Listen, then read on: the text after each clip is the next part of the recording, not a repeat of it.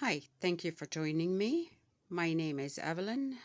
I'm of the Modern Needle on Facebook, and we are running a video series about my new pattern release coming out in December called the Canadian Winter Socks.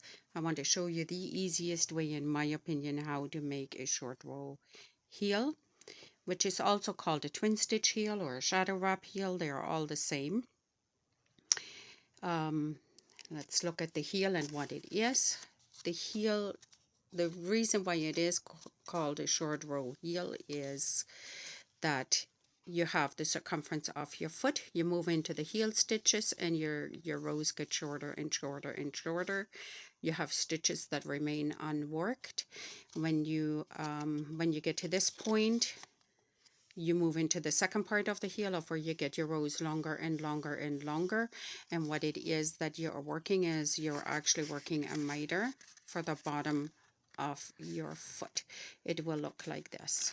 So in order to not have any gaps, there is a special technique that combines this row here from the short rows into the top part of the short rows with no heels, no gaps, and they're just going to look beautiful.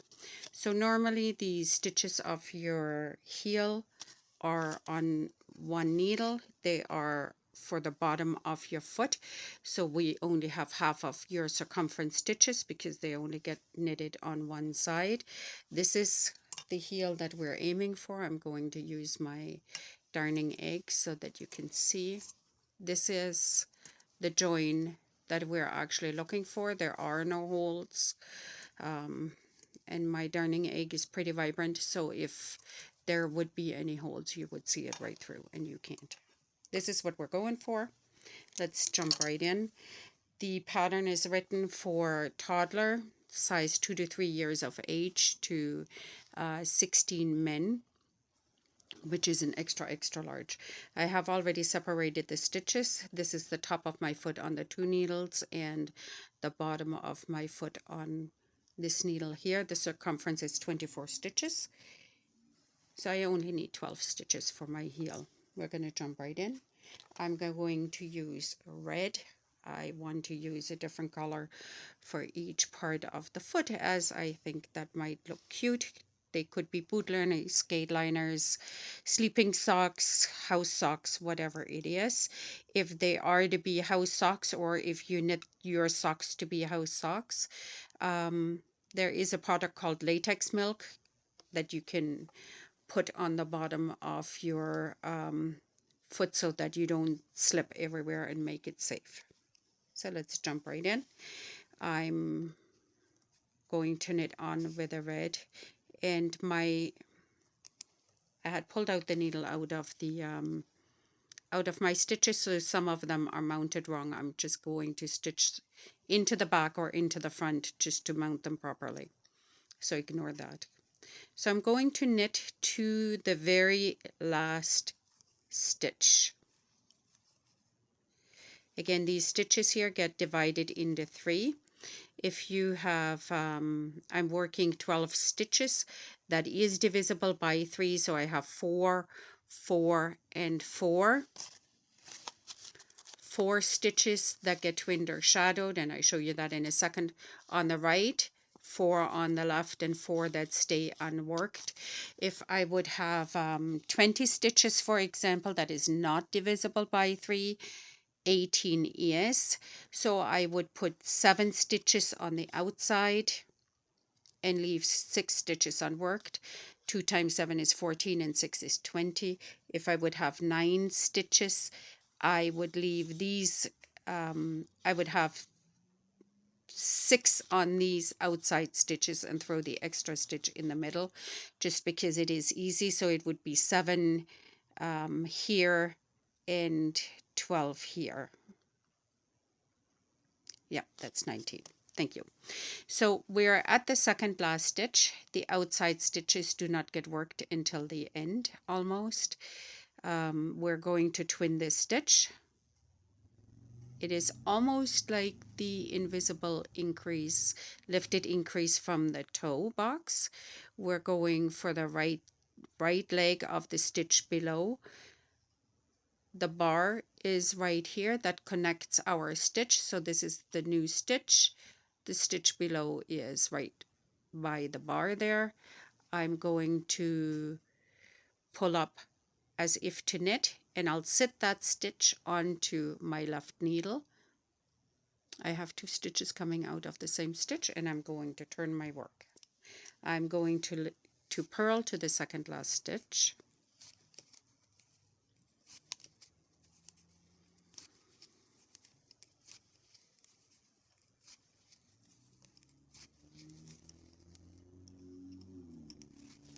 There we go. This is my second last stitch. I will lift with the yarn in front. I'll pull it over here so that you can see better. But my yarn is in front. I will lift that purl stitch. Look for the little neck and purl into it. Still have the yarn in front. Push both of these stitches onto my left needle and turn my work. I find that part of the twin stitch on the purl side a little bit fiddly, so I'm going to show you how I normally adjust that side. So we're knitting back to where the last twinned or shadowed stitch was, because they do get a shadow or a twin, which is right here. This stitch remains unworked. This first one here is twinned, very easy to see in the multiple colors. I'm going to pick up the leg right below it and knit right into it, pull the stitch onto my holding needle on the left, turn my work, and purl to my last twin stitch, to just 1 stitch before the twin stitch.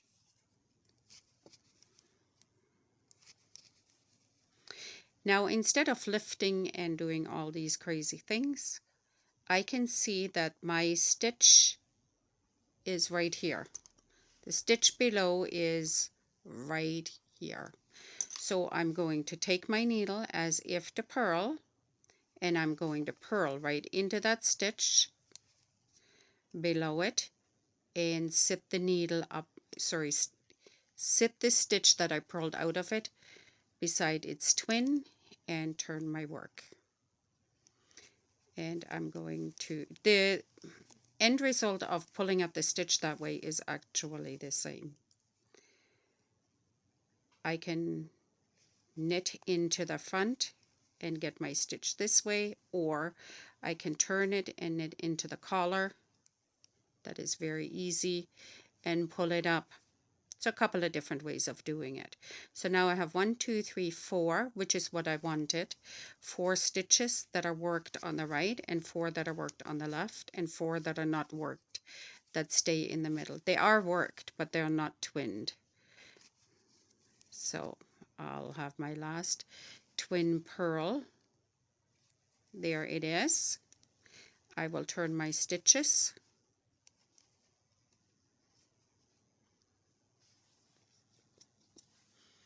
I have 4 stitches on this side, 4 stitches with regular knit, and 4 stitches that are twinned on this side. Well, 3 and the last one. So we're going to knit 1 pass. We're going to knit, twin this stitch here, turn the work around, purl it all the way to this end, and twin purl that guy.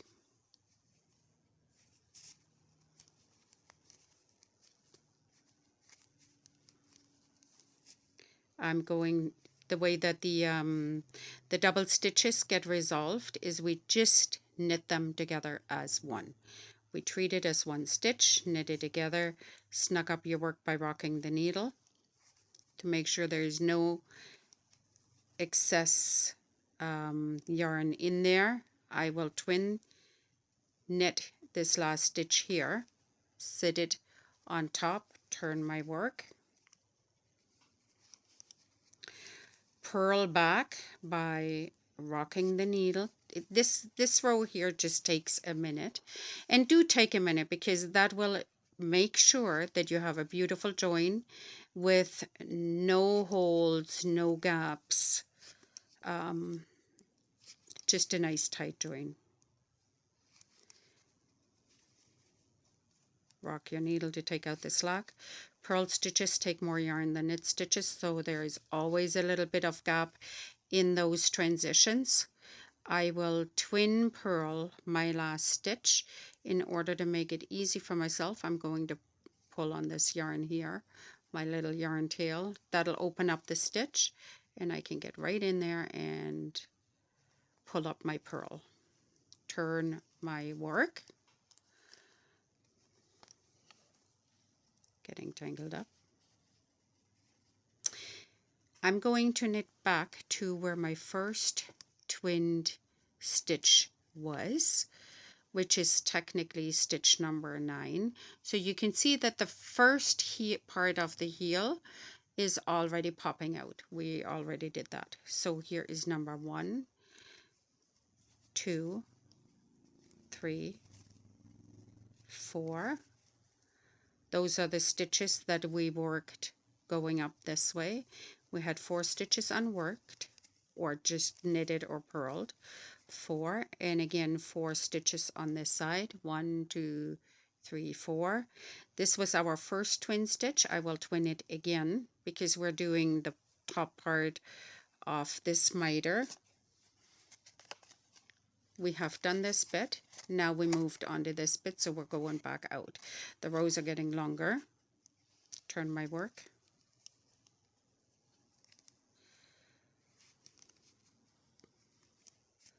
Purl. Back to the 4th stitch here. So we have this one here is twinned.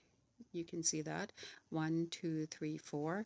I will twin this stitch. I will just knit into the bottom and pull up that purl. Sit it on the needle, pull it tight or snug it tight. Turn my work.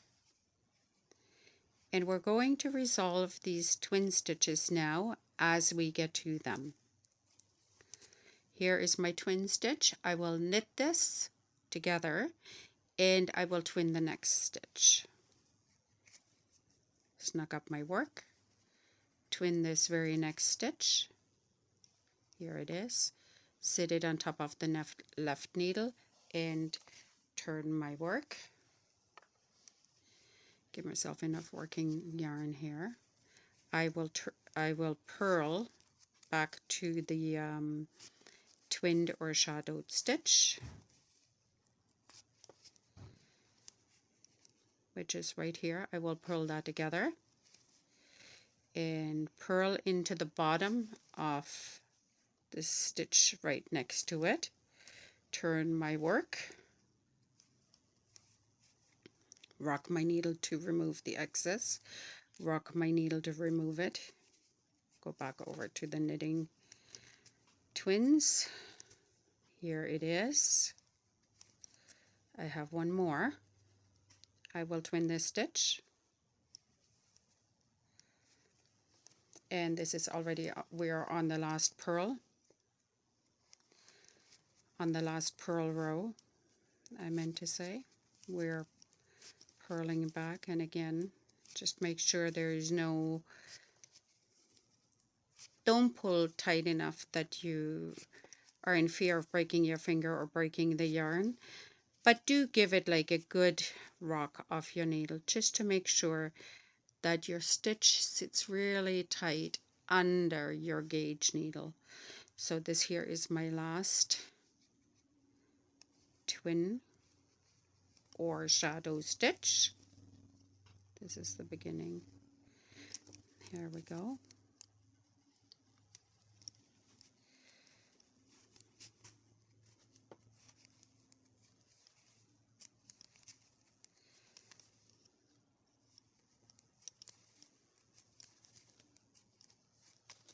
Here we are. I'm going to resolve this one, this stitch here. And I'm going to triple this one stitch. I'm going to put a 3rd stitch in here so that I can knit back one more time to where my yarn is. to go to the yarn tails.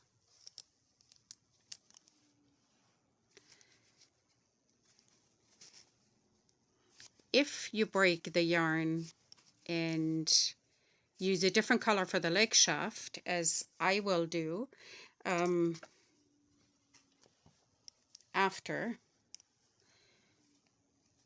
then it doesn't matter. You could go into the round here or add one more heel round. But I'll show you what I mean in 1 second.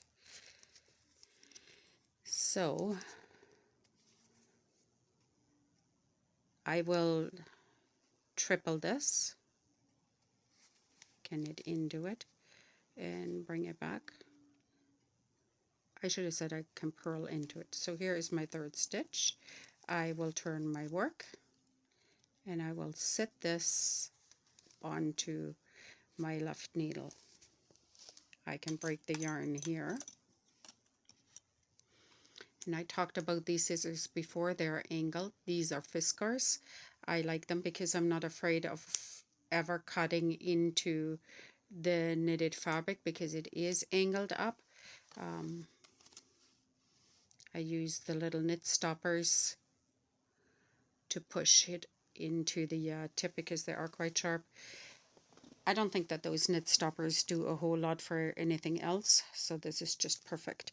I like hanging out my ends so I know where the beginning of my row is, but for a minute I'm just going to leave it over here.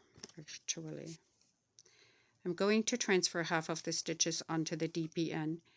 That is not necessary for such a tiny circumference, but in this case I want to show you something and it makes it easier for me to lay it this way.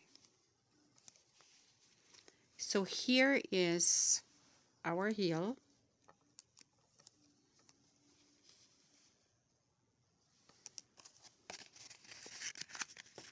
This is the heel. We're about here.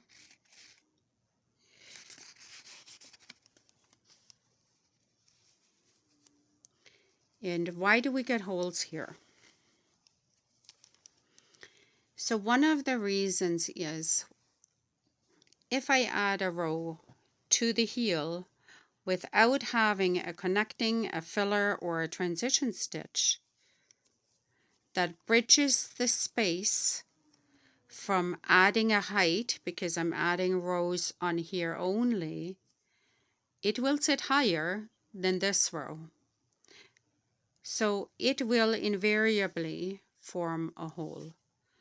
We twinned and doubled these stitches, so nothing actually sits higher. We're still sitting at the same row space as this stitch. So if I resolve this triple stitch, I knit into it and pull it and pull the back of my yarn. Pull all of these little tails here.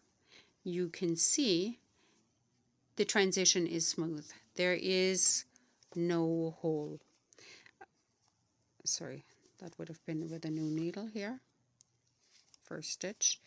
I'm going to go around to the other side so that you can see.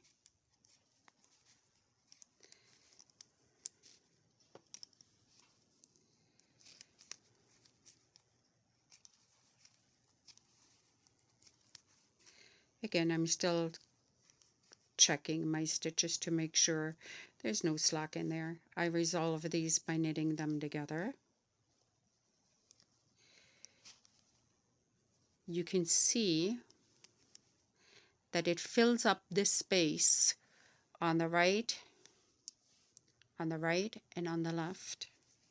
And when I knit this next stitch here,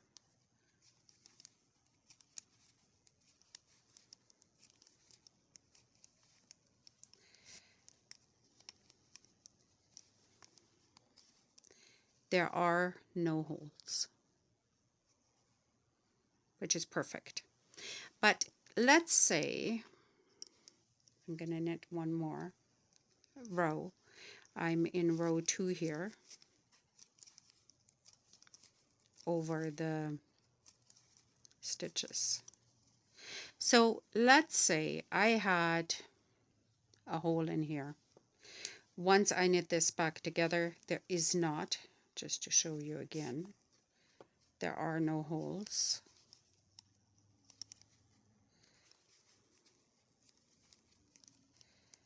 Flip this to the back and this to the front. These stitches go together. But let's say, okay, so I think this could be a hole.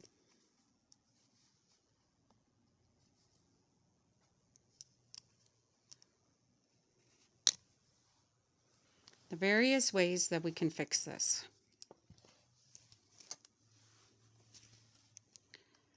Okay, let's remove all of the tangles so that you can see. The hole could be because I did not pull the second stitch in, which would have pulled this guy. The second stitch pulls him and him. There you can see. If I would have pulled this better, here's the slack. That's what stays in here. Now, once I knit these stitches, that slack gets eaten up somewhat. But what if I think, well, this kind of could be a hole if I'm not careful, and when I'm really all the way up there, I don't want to ladder down. I can twist, it's the bar here that could form the hole. So I can make one out of here.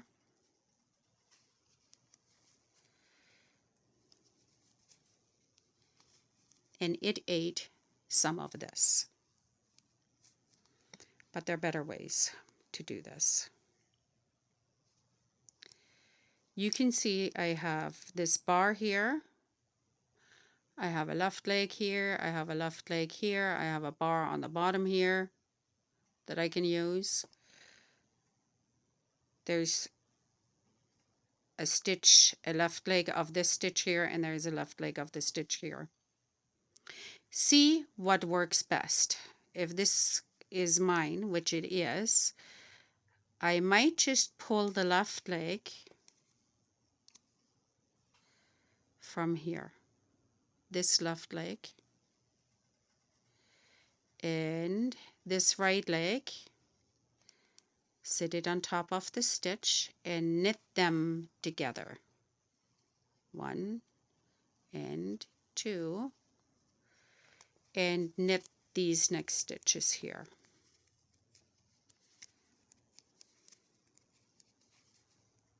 Let's have a look how that looks. Perfect. You can see. The next time, now I added 1 stitch. If I need to add 2 or 3, who is going to know besides you? The next time I come back around this way, I will either knit these 2 together, or I will knit these 2 together to make that stitch disappear.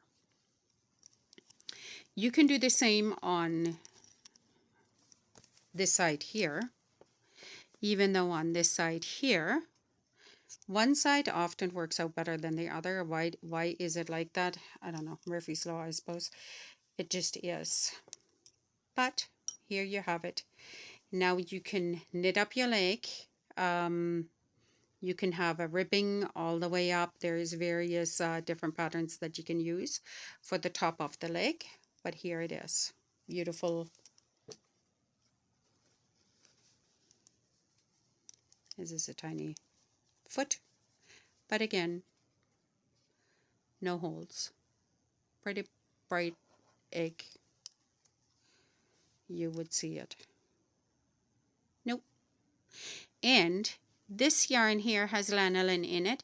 It has not been blocked, washed, or bloomed. Once, lanolin is the natural oils of the sheep. Once this yarn here has been put in warm water and is allowed to soak it up and relax, the lanolin will be removed. The yarn will puff up a little bit, and you will have a very smooth looking sock. If you have any imperfections in your stitching at all, they will all block out, and your heel will look as beautiful as can be in any size. There we go. I hope this helped. If it did, leave me a comment or give me a thumbs up. It encourages me to do more videos, and thank you as always for watching. I wish you great sock knitting success, and we'll talk later.